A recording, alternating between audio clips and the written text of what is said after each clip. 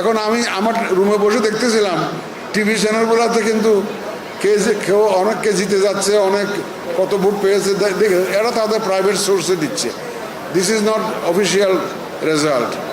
আমরা official result যা পাচ্ছি, আমাদের কাছে যা এসছে পর্যন্ত আমাদের সিনিয়র সেক্রেটারি মহোদয় এগুলা ঘোষণা করবেন। আমরা কিন্তু অত্যন্ত ট্রান্সপারেন্ট থাকতে চাই। আমরা কোনো লুকোচুরিতে বিশ্বাস করি না। আমরা বারবার করে বলে আসছি, আমাদের সাংবাদিক ভাই বোনেরা আমাদের থার্ড আই, এরা হচ্ছেন আমাদের সিসি ক্যামেরা। এদের ক্যামেরার তলে আমরা সব কিছু সমাধান করতে চাই। সারা দেশের মানুষ দেখুক, আমাদের মিডিয়া কর্মীদের মাধ্যমেই দেখুক। আমরা সবাইকে দেখাতে চাই আমাদের মধ্যে কোনো ধরনের কোনো লুকোচুরি নাই। আমরা সম্পূর্ণ ট্রান্সপারেন্ট একটা নির্বাচন দেওয়ার চেষ্টা করেছি।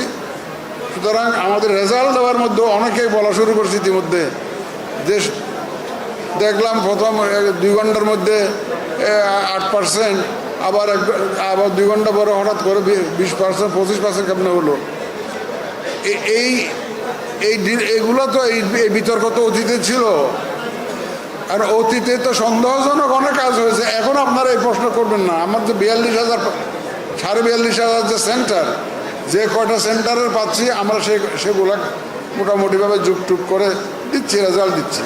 এই জন্য যত রেজাল্ট আসতে থাকবে এটা হেরফের হবেই। এখানে অন্য কোনো কারসাজি এখানে নাই, এখানে অন্য ধরনের অন্য কোনো উদ্দেশ্য এখানে নাই। এটা সম্পূর্ণ একটা হিসাবের ব্যাপার। এখন আমরা শুধু যোগ বিয়োগ করে যোগফল করে যে রেজাল্ট আমরা পাবো, আমাদের রিটার্নিং অফিসারের কাছ থেকে পাবো স্বাক্ষরিত, সেটাই আমরা কিন্তু আপনাদের সামনে ঘোষণা করব। এর বাইরে নয়। আমরা কোনো আনঅফিসিয়াল রেজাল্ট দিতে চাই না। আমাদের যে রিটার্নিং অফিসার স্বাক্ষর করে যে রেজাল্টটা আমাদেরকে দিবেন, কেন্দ্র থেকে যেগুলো উঠে আসবে সেই রেজাল্টটা আমাদের ঘোষণা করা হবে আমাদের পক্ষ থেকে। আমাদের সিনিয়র সেক্রেটারি মহোদয় ইতিমধ্যেই অনেক রেজাল্ট পেয়ে গেছেন, অফিসিয়াল রেজাল্ট পেয়ে গেছেন। এখন আমি ওনাকে অনুরোধ করবো, এটাও আনঅফিসিয়াল, এটাও আনঅফিসিয়াল।